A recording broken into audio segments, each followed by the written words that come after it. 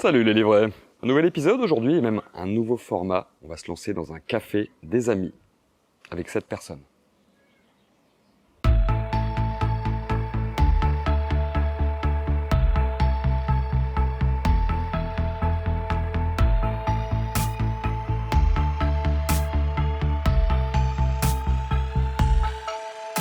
Qui es-tu, Laura Grenier?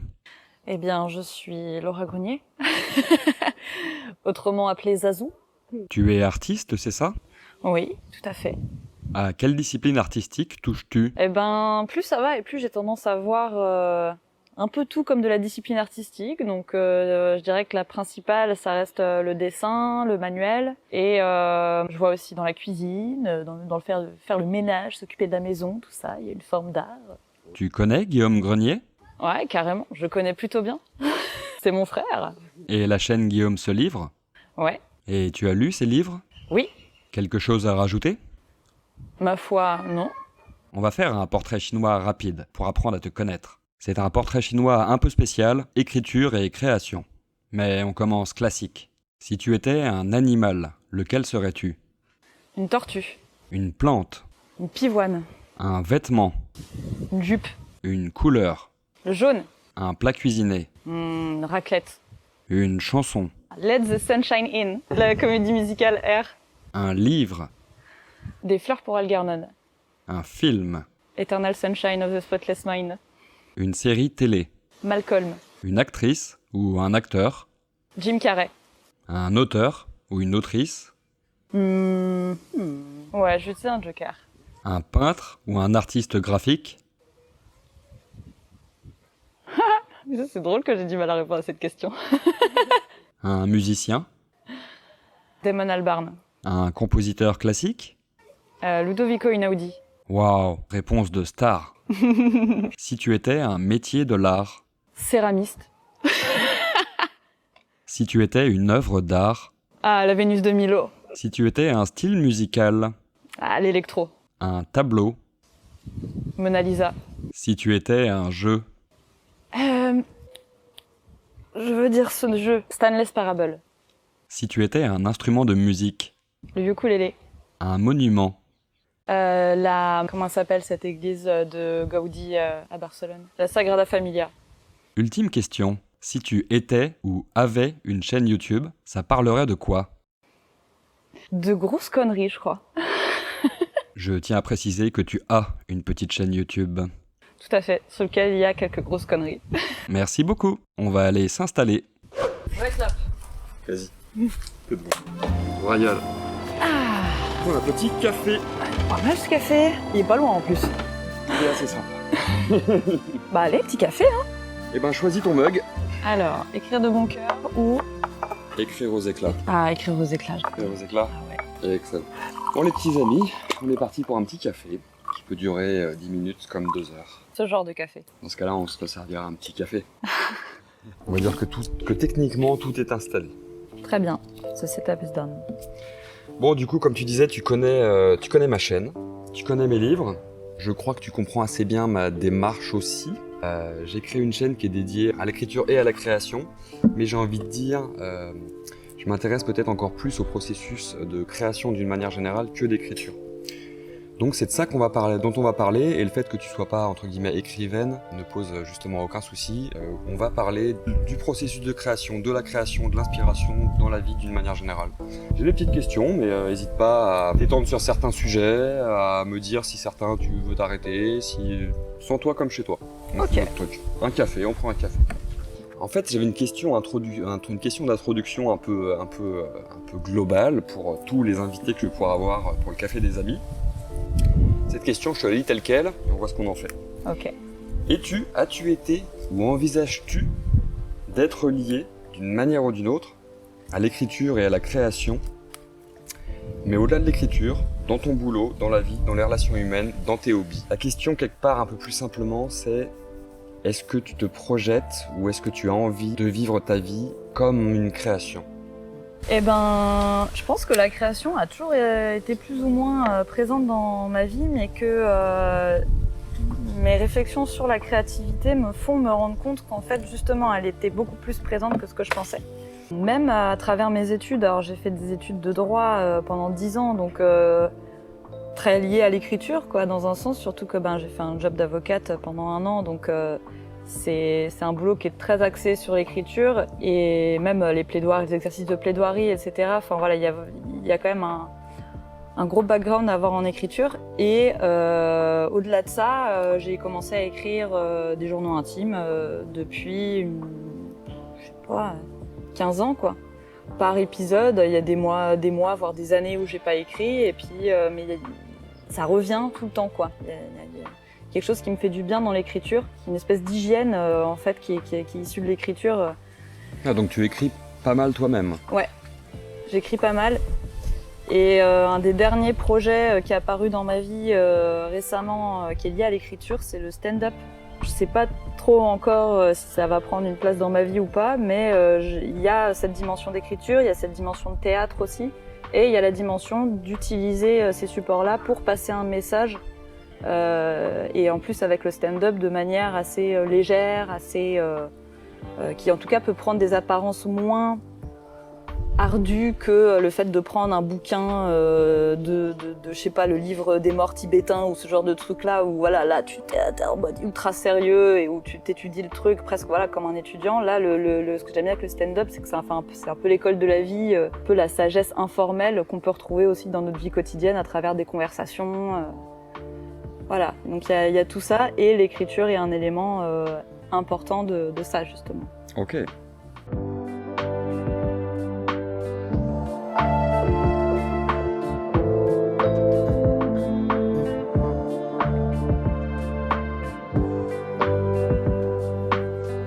On reparlera peut-être dans un deuxième temps plus d'écriture, parce que forcément c'est un sujet qui m'intéresse aussi. Et c'est vachement intéressant ce que tu dis déjà. En revanche, par contre, dans un premier temps, on va parler plus du processus de création. Ok. De ce que je comprends, tu crées un petit peu partout, que ça soit effectivement dans tes créations graphiques, que ça soit dans l'écriture, que ça soit dans la vie quotidienne, que ça soit dans des projets futurs. Je trouve que ce processus de création, de toute façon, j'ai envie de dire d'un artiste à un autre, mais d'un humain à un autre, on a vraiment des réponses différentes, quoi. Et donc on va explorer un petit peu ce que ça veut dire pour toi. Ok. Première question, est-ce que tu aimes créer? Oui et non. J'aime créer quand je suis dans la création. Et par contre, des fois, voilà quoi, je vais avoir, je pense un peu comme beaucoup d'artistes, des blocages créatifs, le fait de presque mentaliser la création et de du coup en faire quelque chose que ce n'est pas. En fait, plus ça va et plus j'essaie de voir le processus créatif comme quelque chose où il n'y a pas d'enjeux fondamentaux et où il s'agit, par exemple, quand je dessine, je me mets devant une feuille et je vais découvrir que je sais déjà faire quelque chose. Et que en canalisant suffisamment mon attention sur quelque chose, soit que j'ai envie d'obtenir, ou alors au contraire sur le fait de laisser ma main de manière très libre, je vais souvent me surprendre de ce que je peux créer. Et en fait, j'ai l'impression que plus ça va et plus c'est ça, de me rendre compte que je suis capable de faire un truc, mais sans forcément savoir ce que c'est à l'avance. Et voilà, il y a cette dimension de surprise de plus en plus. Ah, c'est intéressant. Est-ce que tu te sens l'âme d'une créatrice d'une manière ou d'une autre? Ouais. J'ai l'impression que, dans un sens, je l'ai un peu mis de côté à travers mes études parce qu'en vrai, je savais pas tellement quoi faire quand j'avais 18 ans et que j'avais des bonnes notes. Donc du coup, les gens qui ont des bonnes notes, on les envoie vers des trucs comme ça. Mathématiques. Voilà. L'ingénierie, l'école de commerce, tout ça, le droit. Et que du coup, ce côté créatif a un peu disparu vers la fin de mon adolescence, mais a ressurgi par petites bribes, j'ai commencé à prendre des petits cours de dessin pour le loisir, etc. Enfin, d'une façon ou d'une autre, c'est toujours venu toquer à ma porte, donc je me dis qu'il y a quelque chose d'assez profond qui me lie à la création, quoi. Quelque part, peut-être que tu as toujours eu l'âme d'une créatrice, mais que ça s'est formalisé, que ça s'est mis en place petit à petit, ou quelque chose comme ça, quoi. Ouais, c'est ça. Je l'ai découvert, ouais. Ok, excellent.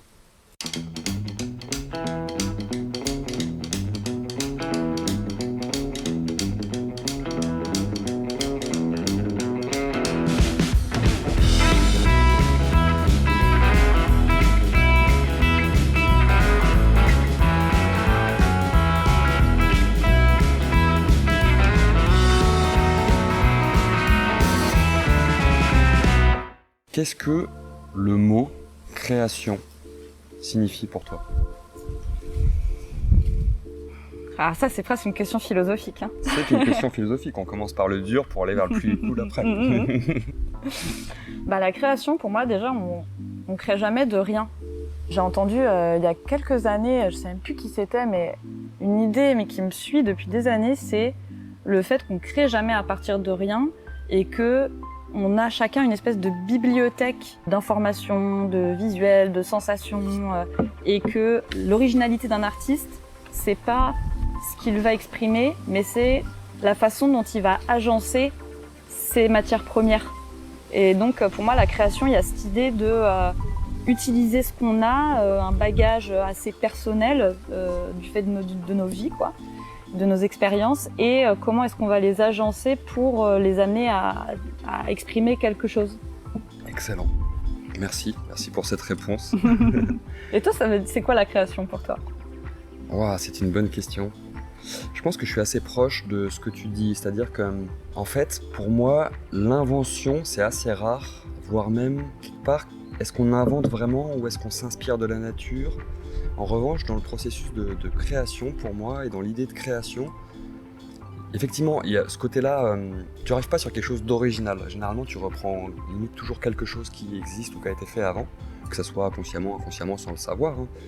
C'est comme les découvertes, quand il y a une découverte qui est faite, elle est souvent faite en même temps. Quand il y a un antidote qui est trouvé quelque part, bizarrement, dans le même mois, il est trouvé dans 3 labos qui n'ont rien à voir dans le monde en même temps, enfin des choses un petit peu comme ça, un peu étranges.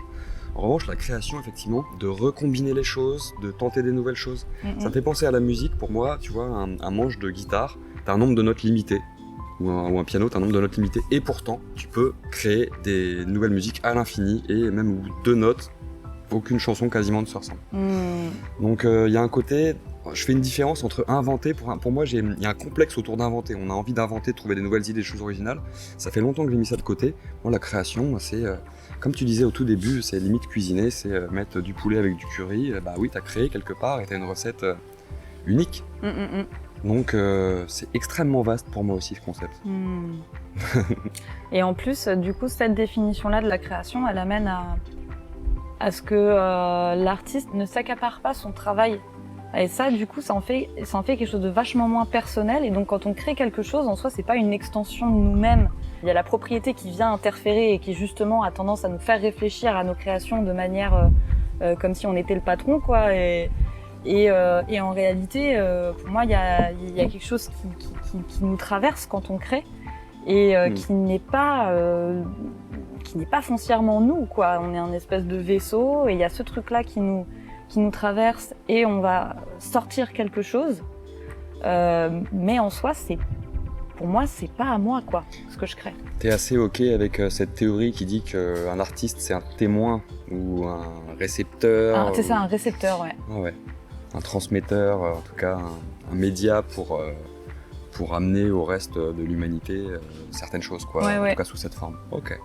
Et du coup, mon job en tant qu'artiste, c'est de réussir à me mettre dans des conditions suffisamment favorables pour me connecter à ce canal-là. Et en fait, le fait de le voir comme quelque chose d'impersonnel, quelque chose qui ne m'appartient pas, ça me permet de passer outre beaucoup de blocages créatifs qui, justement, si je fais un truc que je suis pas contente, c'est probablement que j'ai pas réussi à me connecter à ce canal-là comme j'aurais voulu. Mais en soi, ça veut pas dire que je suis nulle. Ça va pas je vais pas avoir de conclusion, ou moins en tout cas, de conclusion sur moi-même. Là où moi j'interviens, c'est le setup, quoi, presque.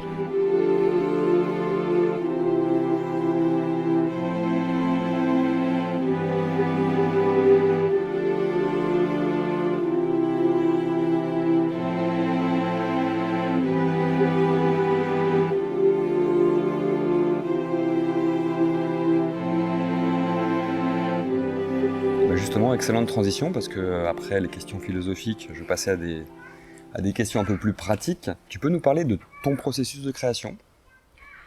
Il a beaucoup évolué ces derniers mois, surtout que là, je suis dans une formation d'illustration que je fais à distance en même temps que je voyage. Et du coup, j'ai été amenée à me heurter à beaucoup de choses pendant ces périodes-là, beaucoup de blocages créatifs. Et j'ai lu un bouquin on a déjà évoqué sur ta chaîne. Libérez votre créativité de Julia Cameron, exactement. Libérez votre créativité. Et en vrai, ce bouquin, en plus, il est arrivé dans ma vie. Les choses ont fait que je me suis retrouvée à me réfugier un jour où on n'avait plus de camion parce qu'il faisait froid, il y avait du vent, dans un tabac presse, que je l'ai vu, que j'avais une copine qui me l'avait montré il y a quelques années, je l'ai feuilleté. Et puis en fait, 2 semaines plus tard, il y a une youtubeuse que je suis qui a lancé un programme pour le faire avec sa communauté. Donc du coup, j'ai commencé à le faire à peu près dans ces eaux-là. C'était un moment un peu de traversée du désert de manière plus générale dans ma vie. Parce que les périodes de transition, c'est jamais très facile. Et en plus, voilà. Donc du coup, ça a été mon approche. La créativité, ça a été mon approche en plus pour remettre en question beaucoup de choses dans ma vie et en même temps en gardant une sorte de fil conducteur, quoi. C'est comme si l'art était pour moi une interface pour mieux me comprendre et que ça me donnait un indicateur parce que plus j'arrive à créer de manière facile et de créer des choses qui me parlent, qui me mettent en mouvement, ok, ça veut dire que je suis en train de toucher du doigt une certaine justesse bien au-delà de ce que je suis en train de créer, quoi. Donc voilà, ça.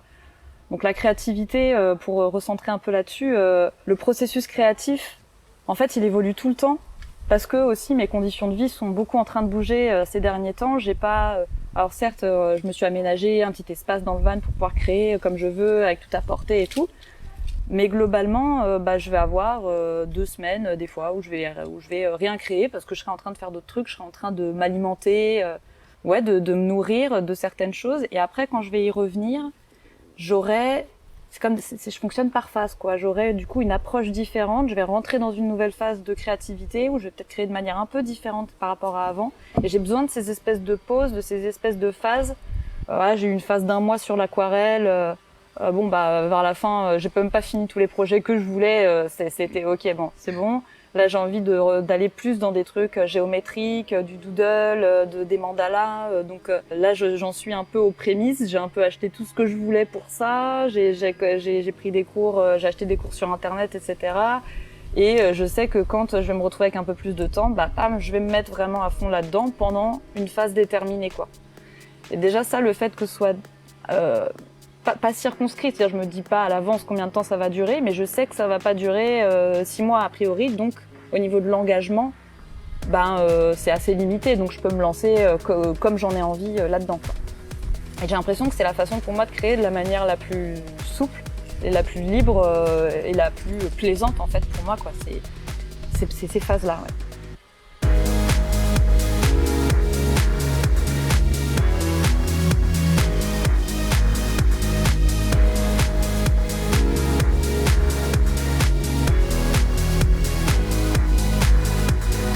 Donc de ce que j'en comprends, tu crées, alors déjà tu es illustratrice, donc tu crées des illustrations, j'en mettrai à l'écran pour que les spectateurs voient tout ça évidemment. Comme tu me dis, tu écris, tu écris pour toi, tu penses à écrire du stand-up, c'est ça, ou d'autres choses. J'ai envie peut-être de me concentrer pour la section qui va venir juste sur ton boulot d'illustratrice, graphiste, dessinatrice, je sais pas comment tu le définis. Moi non plus, Okay, pour le moment.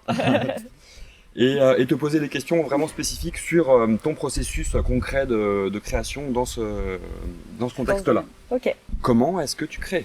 De quoi est-ce que tu pars?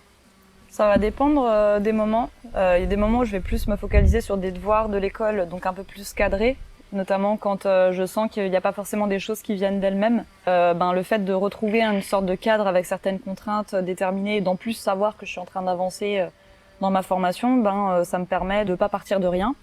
Après, j'ai des personnes qui vont me solliciter pour faire des choses à droite à gauche. Du coup, il y avait la couverture de tes livres.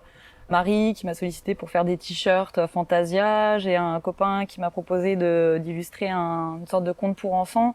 Donc j'ai un peu ces gros projets-là que j'ai toujours en tête, que j'ai plus ou moins commencé et pour lequel j'attends d'avoir le petit déclic ou alors une éventuelle deadline. Et sinon, à mon grand étonnement, je continue de dessiner beaucoup pour moi-même, quoi. Justement, en ce moment, je suis dans le doodle, dans le géométrique, etc. Parce que c'est un truc que j'ai déjà un peu expérimenté et je sens que ça revient toquer à la porte aussi. Et du coup, en fait, dans les phases où je crée pas beaucoup, il n'y a pas grand-chose qui me vient. Donc j'ai un peu besoin de manuellement aller me remettre devant un truc, dessiner n'importe quoi, même un petit dessin sur mon journal, peu importe. Et ensuite, ça va venir réveiller certains trucs, réveiller certaines idées, certaines envies. Et après, je vais pouvoir me mettre dans un certain mouvement pour créer, parce qu'il y a des choses qui viennent d'elles-mêmes. Et puis après, souvent, ça finit par se tarir. Les projets que j'ai commencés il y a un peu longtemps, du coup, je sais plus trop comment les aborder. Je les ai presque trop mentalisés, donc hop, je me refais une petite phase sans dessiner. Et après, voilà, j'apprends en fait à remettre la machine en route en fait ces derniers mois. Est-ce que ça t'arrive de partir d'une idée de base, d'une idée claire, et que tu essayes de reproduire? Ça m'arrive, et en fait justement pour l'aquarelle, comme c'est une technique que je pratique depuis pas très longtemps, du coup je me cale sur notamment les paysages, parce que je suis un peu une quiche en paysage, donc du coup je me suis mis à faire des aquarelles en paysage en partant de photos de référence, parce que c'est comme ça qu'on apprend, et en tout cas ça me va bien comme ça. Mais le processus créatif que j'aime le plus, c'est celui où je commence un dessin et je sais pas du tout à quoi il va ressembler à la fin. J'ai un peu de mal à tout du long essayer de coller à une attente parce que j'ai pas une imagination très visuelle.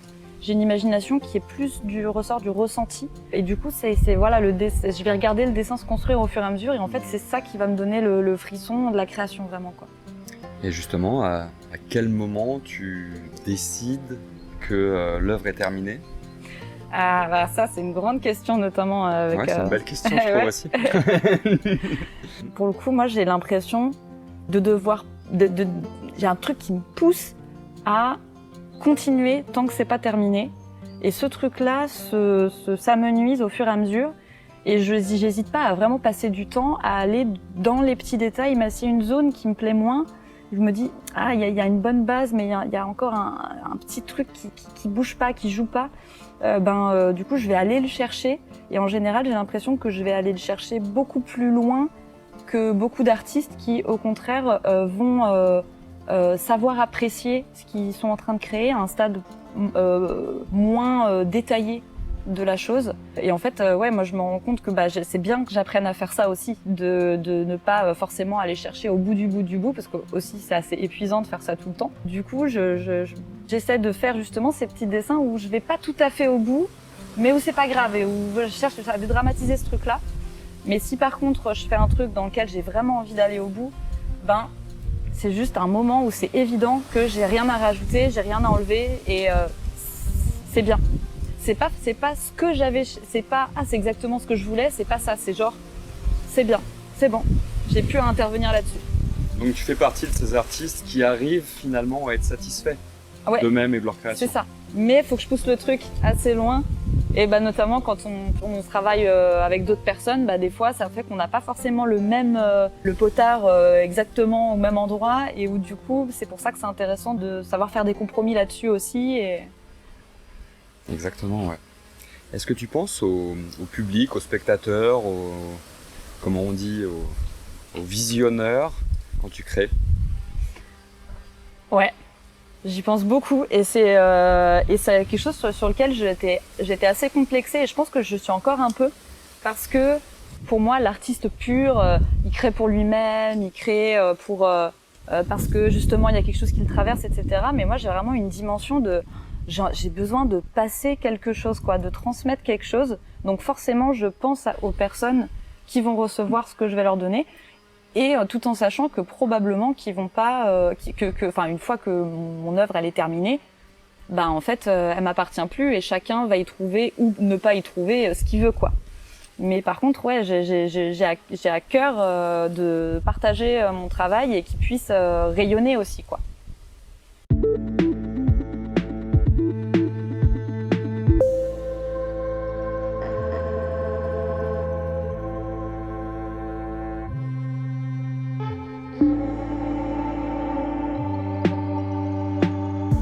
Tu fais de la vidéo, tu as fait du théâtre, tu dessines, tu écris.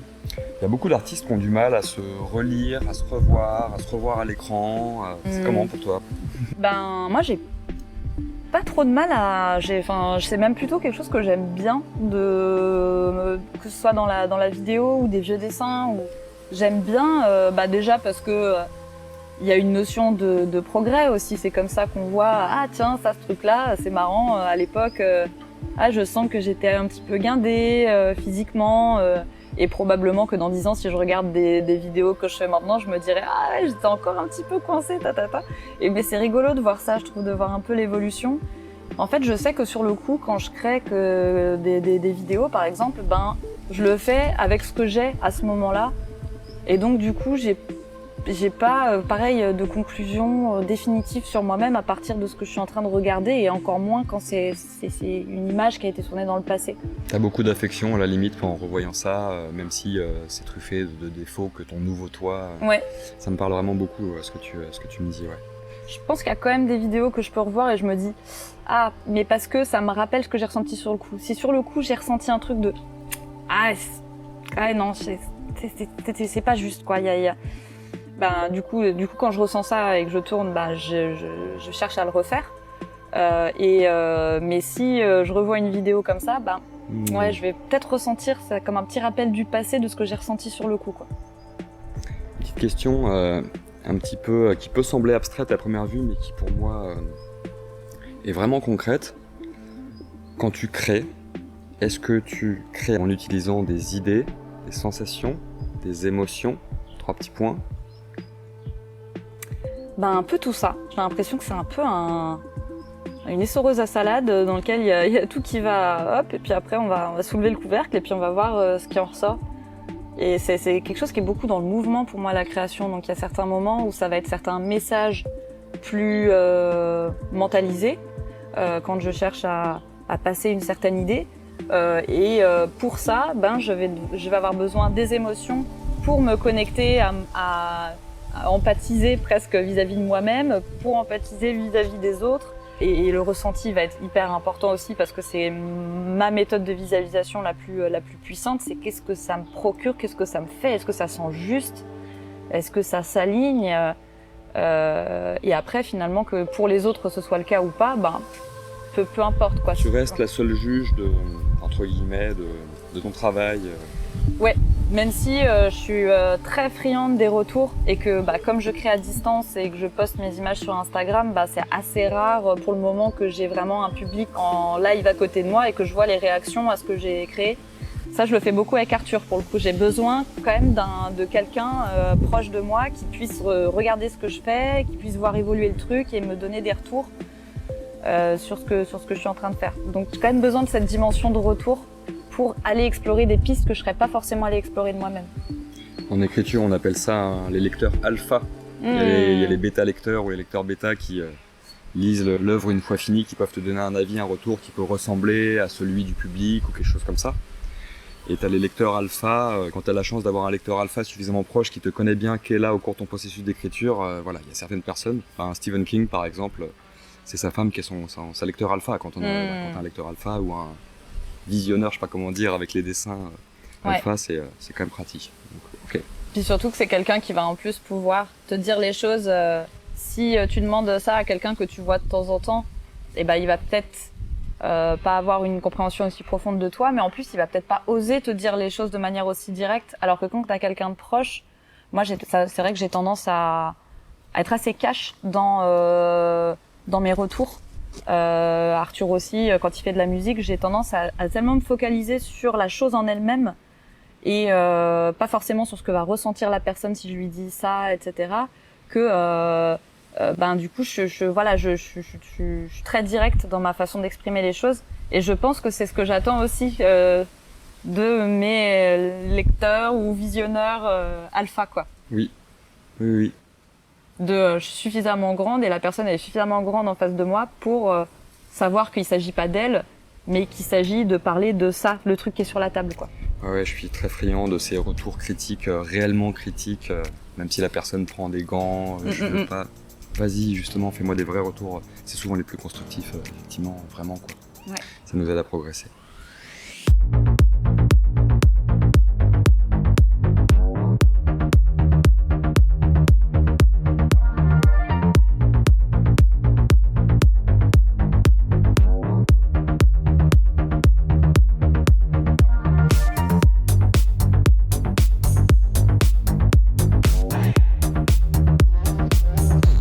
Pas une petite question, mais un petit sujet sur lequel on peut parler un petit peu, surtout que dès l'introduction, t'en parlais toi-même.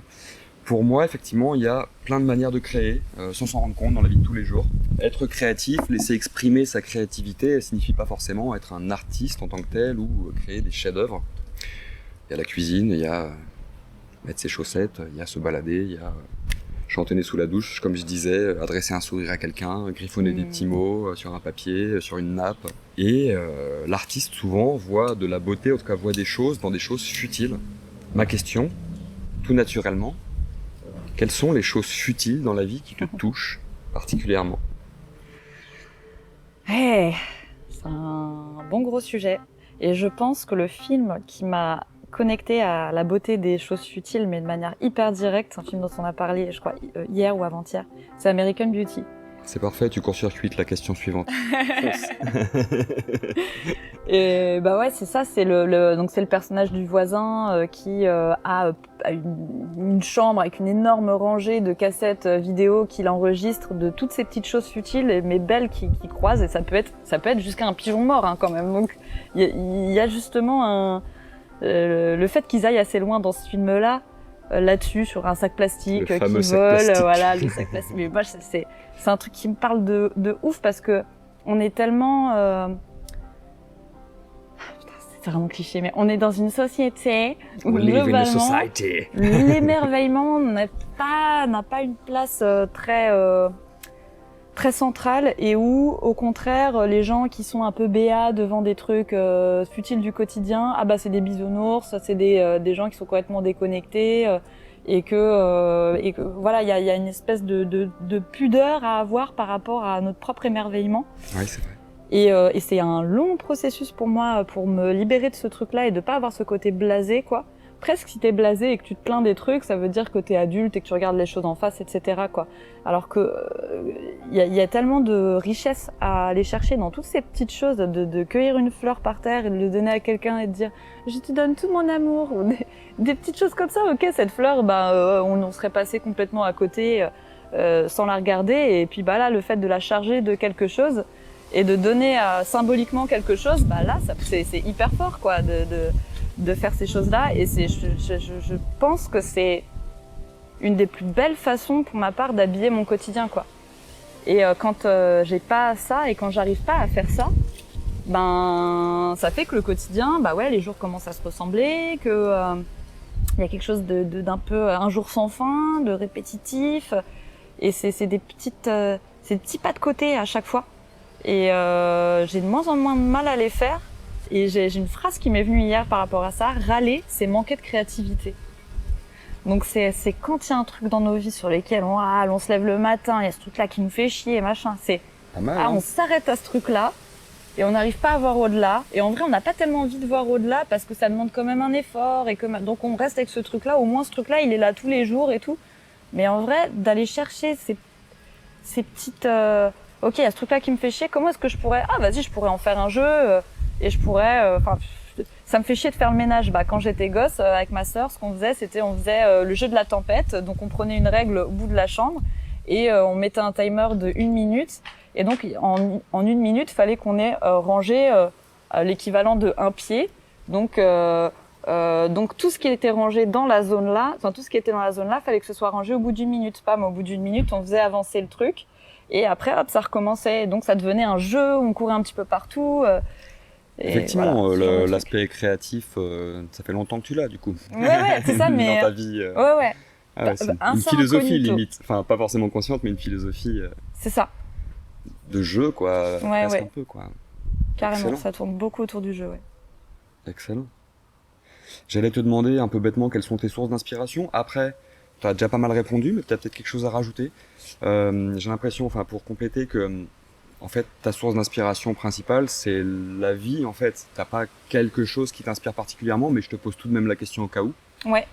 Bah, d'ailleurs, j'ai eu un peu de mal à répondre sur les questions de peintre, d'auteur, parce que pendant le portrait chinois, parce que j'ai pas des figures que je suis, qui m'inspirent, etc. Enfin, c'est pas trop ma façon de faire de base, parce que j'ai l'impression que c'est aussi mettre la personne sur un espèce de piédestal, et qu'on essaye d'atteindre un peu son niveau. Enfin, du coup, il y a un truc un petit peu hiérarchique pour moi. Et ça fait que quelques années que je commence à m'ouvrir à autre chose bah non, c'est un être humain aussi, donc c'est intéressant de voir son parcours à lui, etc. Mais voilà, de manière beaucoup plus horizontale. Mais sinon, ouais, globalement, j'ai plus une approche intuitive de voir ce qui sort et de voir où est-ce que tout ça va m'amener et par quoi est-ce que ça va me faire passer. Mais j'ai pas de target prédéterminé sur ce que j'aimerais faire. Et ce qui est assez insécurisant aussi des fois, parce que du coup, il n'y a pas de modèle, il n'y a pas de trajectoire de personnes dont je pourrais m'inspirer de la trajectoire, etc. J'ai l'impression d'être justement dans la création de ma propre trajectoire et que bah des fois j'ai des moments où je me dis putain mais tu vas où là, comment tu vas gagner ta vie, tu sais même pas où tu vas habiter, t'as 32 ans, t'as pas d'enfant, mais comment t'as foutu, qu'est-ce que t'as foutu? Ah, ça c'est les questions, oui, les questions regard extérieur, société, conditionnement, oui, c'est des questions dont j'imagine tu au fur et à mesure essayes de te détacher pour. Ouais. Et le fait de voyager justement et de pas être dans un environnement où il y a des personnes qui vont surtout réfléchir sous ce prisme-là de trajectoire un peu prédéterminée, bah ça me libère de ça. Mais c'est vrai que dès que je me retrouve là-dedans, ce week-end j'étais à un mariage et donc avec 140 personnes qui globalement avaient construit leur vie sur ce modèle de je veux atteindre ce truc-là, donc je vais prendre le chemin pour atteindre ce truc et puis après bah on y est et puis ben voilà. et du coup ça m'a fait remonter beaucoup d'angoisse par rapport à ça quoi, de putain je réfléchis tellement pas de cette façon-là et du coup je me sens un peu paumée et avoir besoin de justifier quelque chose, donc c'est encore quelque chose qui est en chemin, mais aussi parce que j'ai pas trop atteint d'étape, j'ai pas ouvert ma structure ou ce genre de choses quoi. Je me dis qu'au fur et à mesure, à force de faire des choses, qu'il y ait des opportunités qui arrivent, que les choses se fassent, bah avant que ça arrive, bah il y a une énorme place pour le doute, pour l'imagination et même probablement pour le pessimisme quoi. Tu donnes l'impression d'être sur le chemin vers toi-même. Ouais.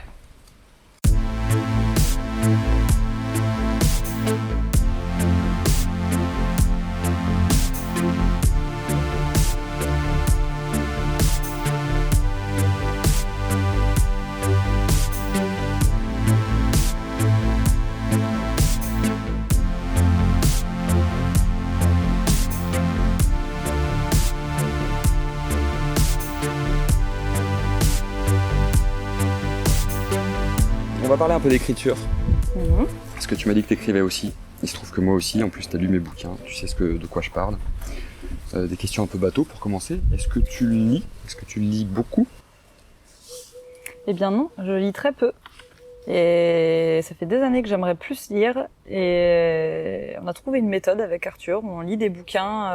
Je lis à l'oral et puis avant de dodo. Et donc on se lit un ou deux petits chapitres. En ce moment on est sur le Harry Potter. On va commencer le 7. Donc c'est plutôt réussi comme pari. Excellent. Qu'est-ce que tu aimes comme style d'histoire, d'écriture, de scénario, de ton?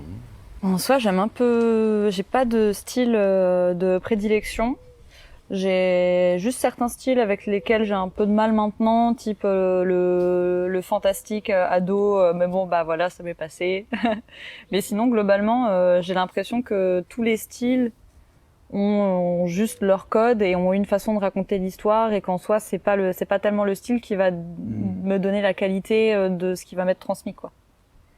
C'est quoi pour toi une bonne et ou une mauvaise histoire?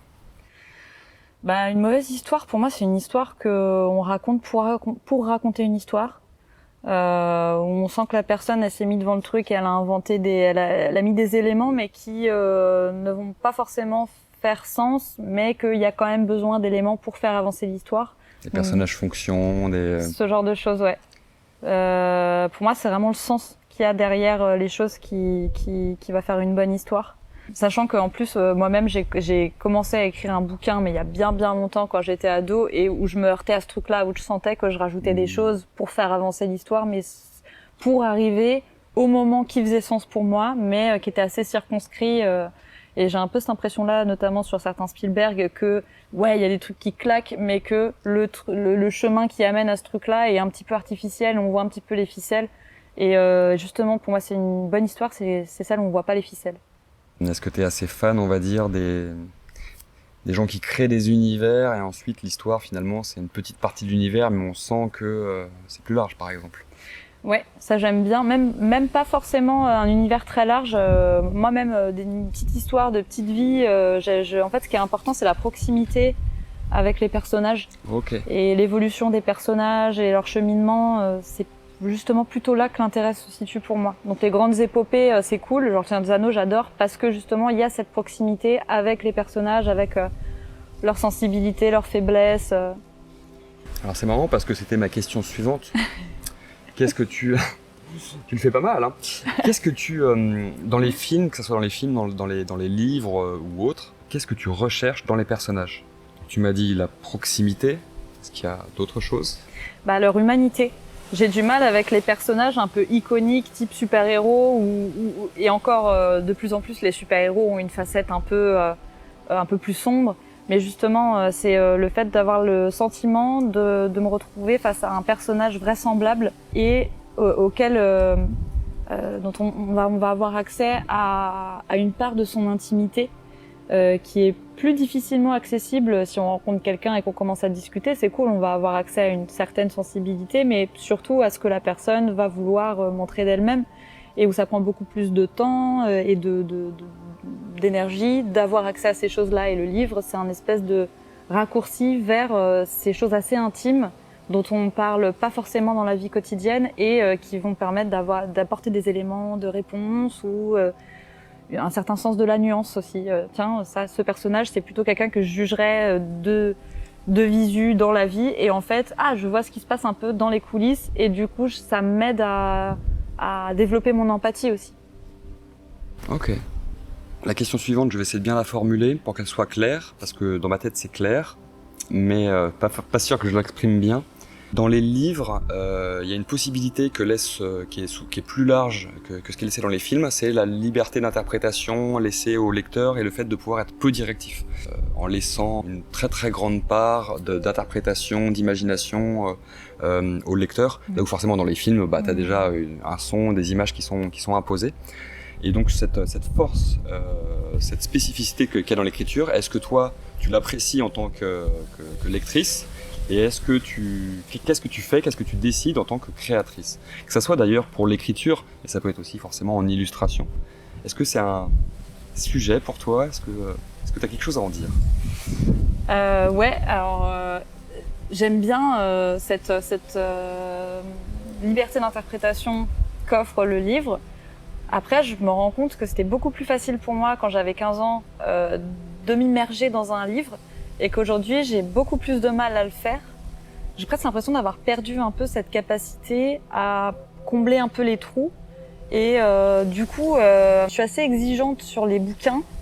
Pas dans le sens où je veux lire absolument que la crème de la crème, mais dans le sens où si j'arrive pas à rentrer dedans, je lâche un peu l'affaire, quoi. À un moment, c'est parce que j'ai envie d'avoir ce côté qui m'emporte, quoi. Après, comme je suis très peu visuelle, ça fait que c'est assez compliqué pour moi, notamment pour les descriptions. Je commence à peine à comprendre à quel point les descriptions de décors dans les livres sont là aussi pour dire des choses sur les personnages. Et du coup, je le prends un petit peu plus comme ça, donc sans chercher à me représenter un espèce de tableau dans ma tête, mais en cherchant à voir c'est quoi le ressenti, une forêt, la nuit, voilà, qu'est-ce que je ressentirais dans ce truc-là, le fait qu'il y a un buisson à cet endroit-là ou quoi, en soi c'est pas grave, l'auteur il le dit, il peut le dire, mais c'est pas ça qui va m'immerger dedans, ou alors je dois faire un travail pour m'immerger à travers le décor, etc. Ce qui va me parler, ça va être beaucoup plus le ressenti, et pour le coup, dans les livres, tu peux beaucoup plus aller dans le fort intérieur des personnages. Oui, donc en ça, je trouve ça génial, quoi. Et pour les films, c'est vrai que du coup, t'es un peu enfermé dans le cadre parfois. Et j'aime bien les films qui laissent des respirations, des moments de flottement, voire des moments, par exemple les films d'action où ça va dans tous les sens, où il y a l'aventure. Moi, j'arrive pas à suivre s'il se passe trop de choses. J'arrive pas émotionnellement à être impliquée là-dedans parce que c'est le bordel. Et les films qui arrivent à la fois avoir ce côté aventure, action, et à la fois ce côté posé, voire très quotidien, du coup ça fait que je peux à nouveau me remettre dedans et donc me faire emporter quoi. Mais dans un premier temps, je trouve que c'est important que l'auteur ou celui qui fait le film, le réalisateur, tende la main à son public ou au moins l'invite, plus presque l'invite dans son œuvre. Tu dois être assez peu sensible aux œuvres américaines, hollywoodiennes, de divertissement moderne qui, à l'inverse, mettent un rythme infernal tout le temps pour jamais laisser 2 secondes au spectateur pour réfléchir, qui se rendrait compte que c'est un peu creux, qu'il y a des trous de scénario.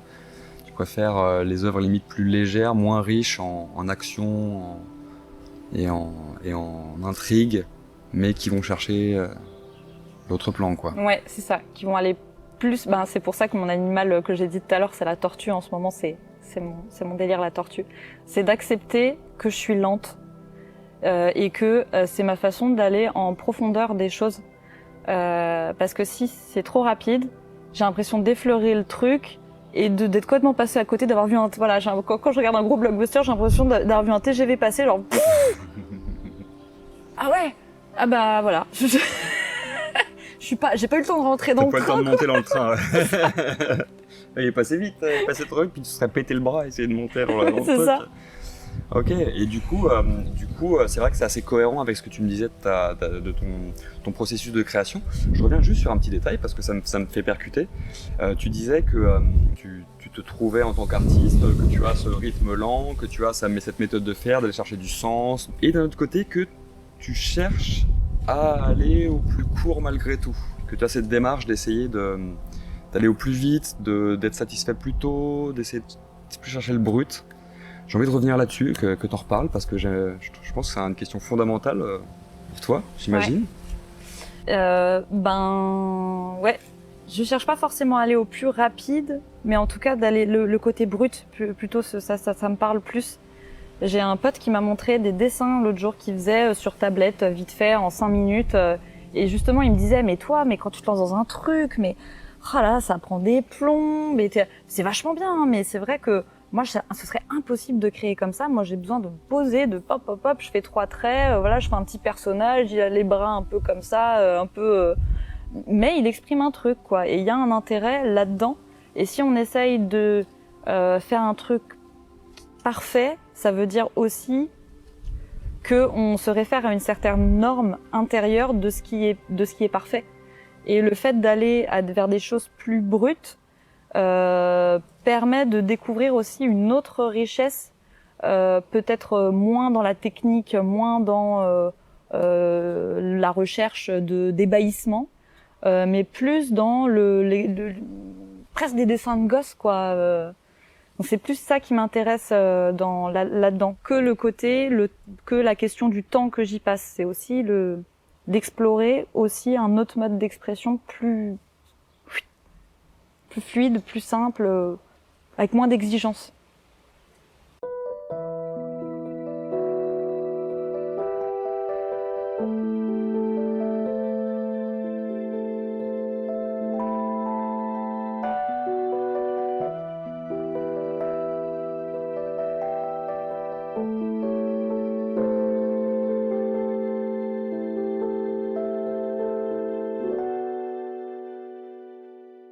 On va passer aux 2 dernières questions.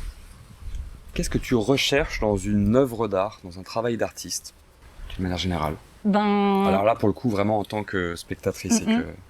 De m'oublier, de me fondre dans ce que je suis en train de regarder ou de lire et de ne plus être tout à fait consciente que je suis en train de regarder un film ou de lire un livre. L'immersion, quoi. Et ouais, pour moi, l'immersion passe par une certaine forme de lenteur, ou au moins un rythme qui est juste et qui laisse suffisamment de place et de temps pour réfléchir entre 2 répliques, pour réaliser par un regard, par un truc que ah ouais, il est en train de se passer un truc.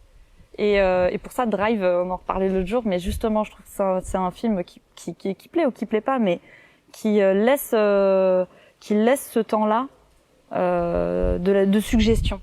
Je pense que c'est assez lié du coup à tes questions précédentes, mais ouais, c'est de me perdre dedans. C'est très clair. La question suivante, c'est quelles sont les sensations que que tu recherches dans ce genre d'expérience? Donc là, tu as un petit peu répondu. Et peut-être plus spécifiquement, quelles sont les émotions que tu recherches? Est-ce qu'il y a des émotions que tu recherches? Je pense que j'aime beaucoup être surprise. Ouais, Euh, c'est une émotion. Ouais. Ça fonctionne, tu as gagné, bravo. Ouais, d'être surprise par le « Ah, tiens !» et ça me donne encore plus envie de donner mon attention dans ce que je suis en train de regarder ou de lire. Et je pense que c'est aussi sur ce que tu disais sur qu'est-ce que je recherche dans une œuvre, le fait de m'y perdre, je pense que c'est aussi ce que j'essaye de faire à travers mes dessins et que c'est pour ça que j'y mets autant de détails, c'est que j'ai envie de présenter un espèce de petit univers dans lequel on peut se perdre, aller jouer avec certains détails, que ce soit pas un dessin devant lequel on peut passer, regarder 10 secondes et se dire bah c'est bon, j'ai regardé le dessin, non, que ce soit que ça donne la sensation de ah non, en fait c'est un dessin qui me demande d'aller fouiller, d'aller jouer, d'aller regarder ce que ça me fait ressentir, un espèce de cheminement un peu libre. Et c'est ce que je recherche dans un bouquin ou dans un film, de me perdre dedans et d'après ressortir et d'avoir l'impression que je suis pas tout à fait la même que quand j'y suis rentrée. Très intéressant. Et donc quelque part, pour juste finaliser cette question, après finalement les émotions que ça te procure, ça peut être n'importe laquelle, c'est ça. Ou une Pléiade ou un patchwork. Je pense que j'ai du mal avec les films qui insistent beaucoup sur la même émotion, parce qu'au bout d'un moment, soit je la sens plus, soit je la sens trop. Genre Climax de Gaspard Noé que j'ai vu cette année. J'aime beaucoup Gaspard Noé et je trouve ça très chouette qu'il y ait des réalisateurs qui fassent ça. Mais alors Climax, il m'a vraiment donné envie de vomir, quoi. Il y a un moment, t'es dans un cauchemar et t'as envie que le cauchemar il s'arrête, quoi. Et du coup, voilà, il y a un côté trop insistant pour moi là-dedans. Et au contraire, j'aime bien les films qui t'amènent à la fois rire et pleurer et te mettre en colère et te mettre mal à l'aise. Genre Eternal Sunshine, pour moi, il combine un peu tous ces styles, tous ces genres. J'aime bien ces styles un peu. Il y a un peu de tout qui vient et du coup, t'es surpris de ce qui arrive, de ce que ça te fait ressentir. Et le rire va pas te désamorcer le côté dramatique. Au contraire, ça va l'amplifier parce que c'est comme dans la vie. T'as des moments où tu vas rire, t'as des moments où tu vas pleurer. Ça peut être dans la même journée. Et c'est ça la vie, quoi. Ouais, voire même dans la même minute. Ouais, totalement.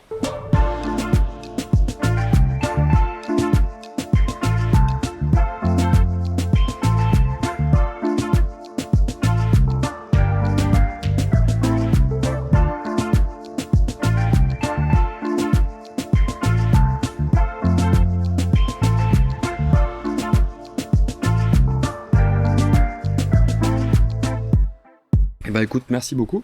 Pour finir, je vais simplement te demander de donner à mes chers livrés des conseils. Okay. Des conseils d'œuvres qui peuvent t'avoir inspiré, qui sont peut-être connus, très connus, peut-être pas connus, peu importe. Un ou plusieurs conseils pour chaque catégorie. Si tu avais à conseiller un livre... Je pense que je vais reprendre le livre dont j'ai parlé tout à l'heure, Des fleurs pour Algernon de Daniel Keyes. Daniel Keyes, yeah. Je ferai regarder sur internet comment ça s'écrit pour le mettre en titre. C'est un des premiers bouquins, c'est marrant parce que ça me fait penser à un peu ton écriture, dans le sens où c'est un bouquin qui est à la base de la SF, mais qui s'attache à un personnage, et notamment à un personnage qui a un type de personnage auquel on donne rarement le mic. C'est un débile. Au début du bouquin, je sais pas si tu l'as lu. Non. Ok.